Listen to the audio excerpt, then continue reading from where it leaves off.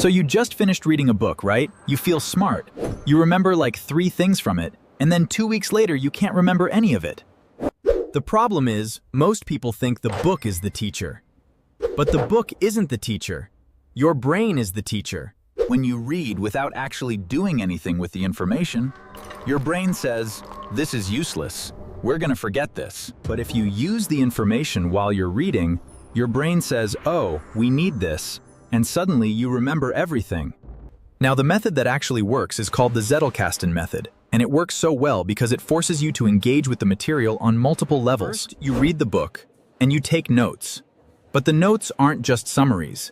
They're notes on what the idea means to you. And you immediately think about how you're going to use it with your next coworker. And you might even write down the exact words you're going to say. Now here's the catch. You can't just do this once.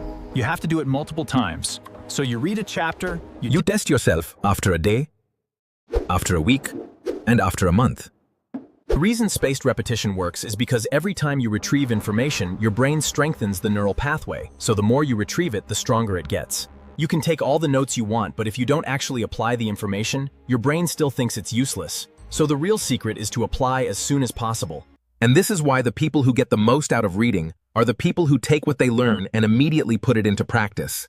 They don't wait for the perfect moment. So if you're reading a book about communication and you learn about the sandwich method, where you start with something positive, then say the critical thing, and then end with something positive.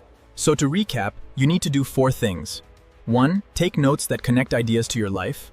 Test yourself on the material. 3.